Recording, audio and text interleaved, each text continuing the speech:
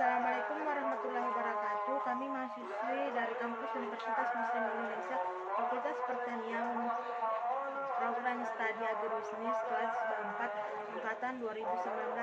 Dalam video kali ini kami ditugaskan mata kuliah penyuluhan pertanian yang diketahui oleh koordinator praktek lapangan yaitu Ibu Rasmeida Rasid MM dan disahkan oleh asisten praktek lapangan Resmala Dewi Maskar STP MSI. Sebelum kami menjelaskan hasil wawancara kami, sebelumnya kami akan memperkenalkan diri. Kami dari kelompok 7. Saya sendiri atas nama Suryani dengan nomor stambul 08320190186. Perkenalkan, nama saya Rifki Wadasaranti dengan stambuk 08320190223.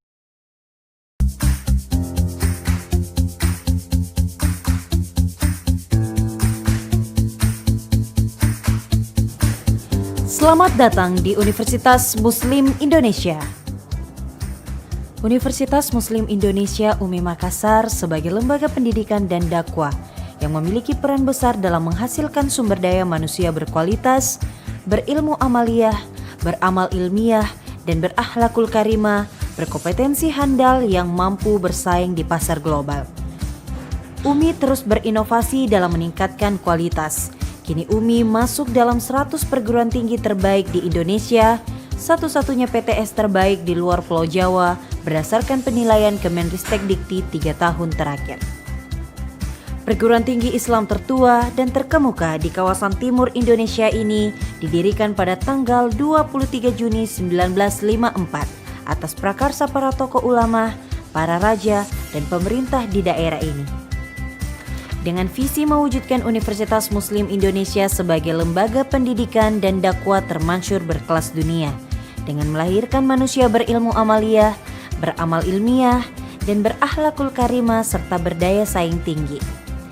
Dalam mewujudkan visi misinya, UMI didukung 1.166 sumber daya manusia, di antaranya 348 tenaga kependidikan atau karyawan dan 818 tenaga pendidik termasuk 51 guru besar tetap. Mereka merupakan dosen yang profesional di bidangnya, lulusan perguruan tinggi ternama dari dalam dan luar negeri.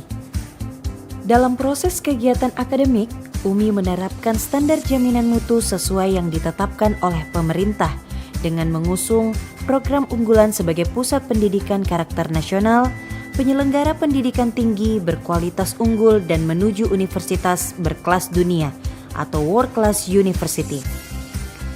Saat ini UMI membina 13 fakultas dan program pasca sarjana. Guna mendukung pelaksanaan Tridharma perguruan tinggi, UMI memiliki lembaga penelitian dan pengembangan sumber daya serta pengabdian pada masyarakat dan dakwah. Dalam proses belajar mengajar, UMI ditunjang sarana dan prasarana seperti laboratorium terpadu, perpustakaan berlantai 3 yang dikelola secara profesional dengan program sistem informasi perpustakaan berbasis integritas set of information. Salah satu keunggulan UMI yang tidak dimiliki perguruan tinggi lainnya adalah pendidikan karakter berbasis pesantren dengan nama Pencerahan Kolbu. Program ini menunjukkan bahwa UMI tidak hanya mampu melaksanakan misi Tridharma perguruan tinggi yang berwawasan duniawi, tetapi juga mampu mengembangkan segi pendidikan yang berwawasan ukrawi. Program Pencerahan Kolbu mahasiswa selama 30 hari di Pesantren Dahrul Mulisin UMI Padang Lampe Kabupaten Pangkep telah dilirik oleh Dikti untuk dijadikan pilot proyek bagi perguruan tinggi di Indonesia. Di samping itu, UMI memiliki ciri khas sebagai lembaga pendidikan tinggi Islam dengan program Kampus Islami dan pesantren kilat bagi mahasiswa baru sebagai pengganti ospek. Persaingan di era globalisasi membutuhkan kerjasama dengan berbagai pihak dalam dan luar negeri terus digalakkan, serta penjajakan pertukaran dosen dan mahasiswa dengan berbagai perguruan tinggi di luar negeri menjadi bukti keseriusan pimpinan dalam membawa UMI menuju universitas kelas dunia. Mahasiswa terus dimotivasi untuk terus berprestasi, baik lokal, nasional maupun internasional. UMI juga memiliki berbagai wadah kemahasiswaan yang dapat dimanfaatkan untuk pengembangan dan penelaran jiwa-jiwa kreativitas mahasiswa. Bagi mahasiswa yang memiliki jiwa bisnis, dapat menjadi entrepreneur muda di bawah bimbingan inkubasi bisnis UMI. Besarnya kepercayaan masyarakat terhadap UMI dapat dilihat dari jumlah mahasiswa yang terus meningkat dari tahun ke tahun. Berasal dari berbagai daerah di Indonesia dan jumlah alumni kini sudah mencapai 93.865 orang. Alumni ini sudah mengisi lapangan kerja pada berbagai sektor, baik pemerintahan maupun swasta, dan memiliki kemampuan berkompetensi dalam era globalisasi. UMI dengan segala keunggulan yang dimilikinya dan cita-cita luhur yang diembannya akan terus berkontribusi nyata dalam mencerdaskan seluruh anak bangsa demi mengangkat harta dan martabat umat.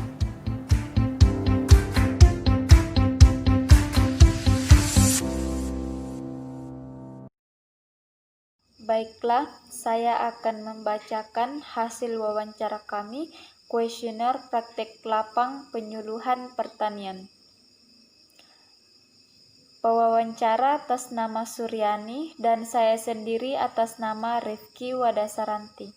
Tanggal wawancara 26 November 2020 yang berlokasikan di Desa Pencong, Kecamatan Biringbulu, Kabupaten Goa.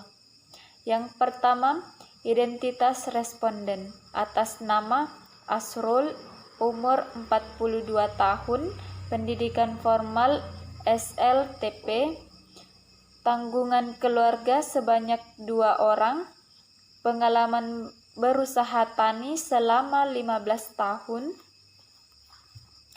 nama kursus atau pelatihan yang pernah ia ikuti yang pertama, mengolah benih selama 3 hari yang dilaksanakan di perusahaan dan bermanfaat memperbanyak hasil. Yang kedua, pelatihan pestisida selama 3 hari yang dilaksanakan di lahan.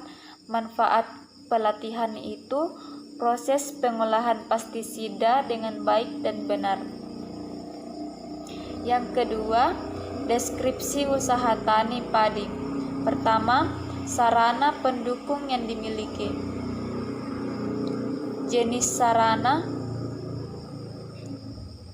hand traktor jumlah 1 unit, fungsinya membajak sawah. Cangkul jumlah 4 unit, fungsinya untuk membuat lahan menjadi gembur. Parang jumlah 5 unit, fungsinya memotong kayu yang ada di kebun. Motor jumlah 4 unit, fungsinya kendaraan untuk ke lahan. Yang kedua, usaha tani padi sistem tanam jajar legowo. Luas lahan 2 hektar, status lahan milik sendiri dan sewa. Produksi 3 juta, harga satuan 4.500.000, total nilai 7.500.000 rupiah. Biaya variabel benih 20 bungkus, harga satuan 200.000 rupiah, totalnya 4 juta. Pupuk kandang 8 bungkus, harga satuan 80.000 rupiah, total nilai 640.000 rupiah.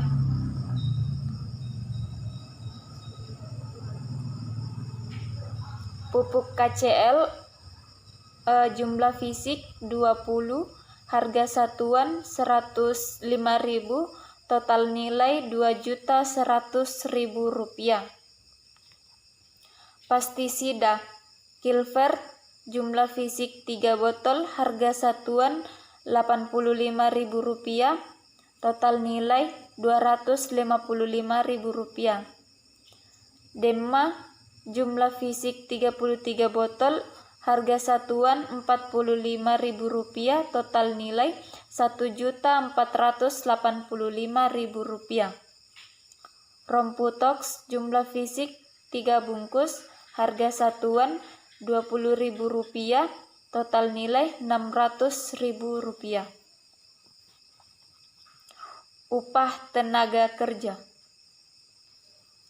Pengolahan lahan jumlah fisik 5 orang, harga satuan Rp50.000, total nilai Rp250.000. Penanaman jumlah fisik 8 orang, harga satuan Rp50.000, total nilai Rp400.000.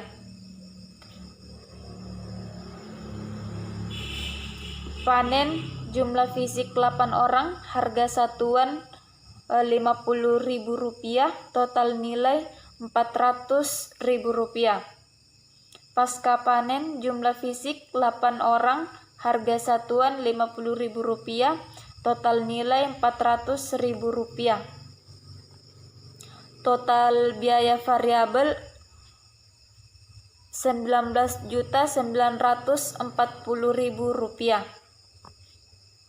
Biaya tetap pajak lahan area 50, harga satuan Rp30.000, total nilai Rp30.000. Penyusutan satuan unit jumlah fisik 1, harga satuan Rp550.000, total nilai Rp550.000. Jadi sebagai petani, pendapatan dalam semusim itu jumlahnya Rp30 juta.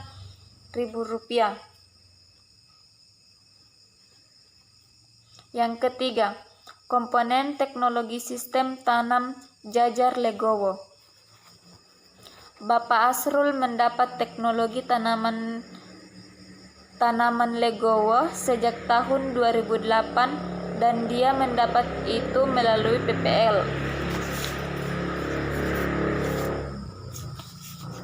Pak Asrul tidak pernah melakukan sistem tanam Legowo karena menurut beliau hasil yang dia dapat sangat kurang.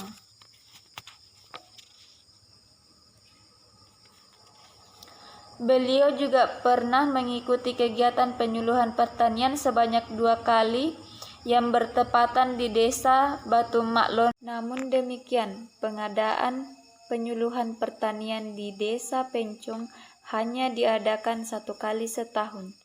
Berikut contoh materi yang diberikan oleh PPL. Yang pertama, metode tanam jagung. Yang kedua, metode tanam padi.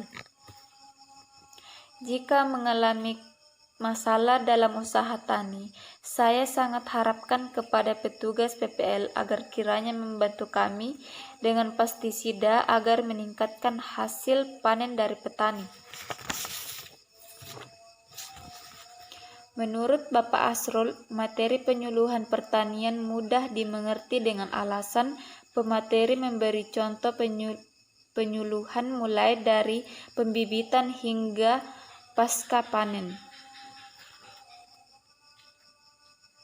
Metode yang paling tepat diambil oleh Bapak Asrul yaitu berkelompok, karena ketika selesai penyuluhan dan masih ada yang tidak mengerti bisa bertanya di kelompok masing-masing. Begitupun Pak Asrul mengikuti penyuluhan tersebut karena ia memiliki kesadaran diri sendiri. Masalah yang dialami sehubungan dengan kegiatan berusaha tani, yang pertama pupuk, yang kedua hama, dan yang ketiga pestisida. Pak Asrul juga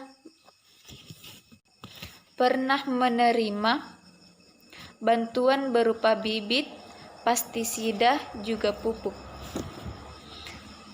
Saran Bapak Asrul kepada PPL yaitu Beliau menyarankan kepada PPL agar sering-sering datang melakukan tugasnya, terutama di desa Pencong itu. Harapan Bapak mengenai penyuluhan yang akan datang khususnya kepada pemerintah, yaitu stok pupuk harus selalu ada, dan adapun kendalanya kenaikan harga pupuk itu sendiri. Baiklah, saya akan melanjutkan kuesioner untuk penyuluh pertanian lapangan atau PPL. Yang pertama, identitas penyuluh pertanian. Nama penyuluh atas nama Pasabuding SPT. Umur 40 tahun, pendidikan formal S1, jumlah tanggungan dalam keluarga 4 orang, pendapatan pokok atau per bulan Rp3.059.000, pendapatan sampingan atau bulanan Rp2.300.000. Kursus atau pelatihan yang pernah diikuti yaitu agribisnis peternakan, pengalaman menjadi penyuluh sebagai penyuluh perusahaan dalam 3 tahun terakhir.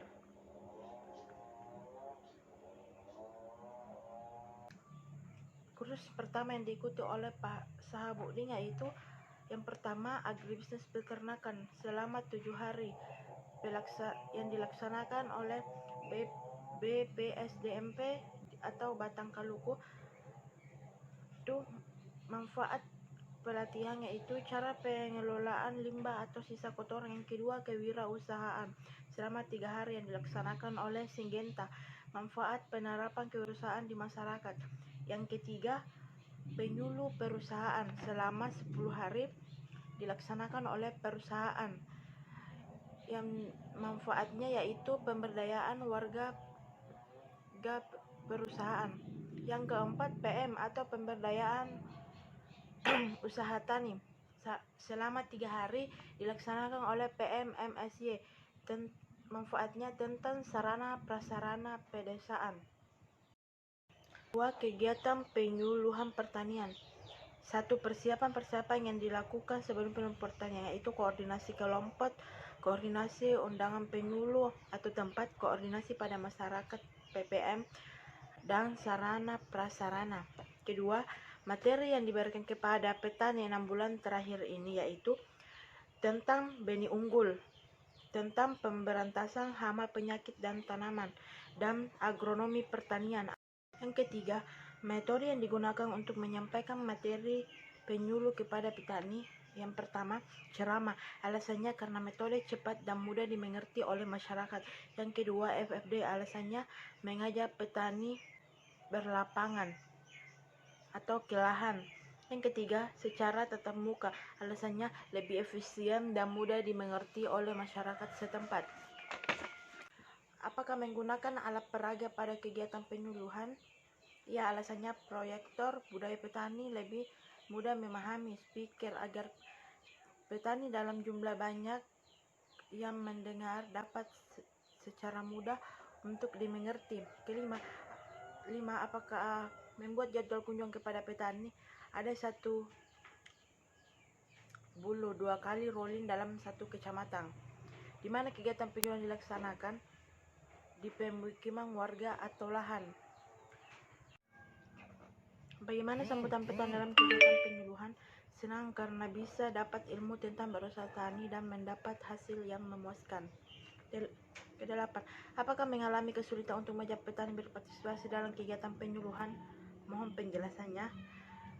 Ya, hal tersulit dalam menyuluh dari pemerintah jika kurangnya koordinasi pada penyuluh atau kelompok tani setempat. 9. Kesan apa saja yang ditemukan selama menjadi penyuluh petani? Kesan yang didapat oleh Pak Sabudin yaitu kesan yang sangat banyak, terutama dapat berbaru pada petani setempat yang sangat ramah. Yang terakhir, apakah penyuluh pertanian masih dibutuhkan untuk masa mendatang? Mohon penjelasannya. Ya, penyuluh masih terus dibutuhkan karena petani harus update terhadap pertanian di masa yang akan datang, dan itu sangat berpengaruh terhadap bantuan penyuluh pertanian yang ada di daerah setempat. Sekian atas partisipasinya. Sekian dan terima kasih. Assalamualaikum warahmatullahi wabarakatuh.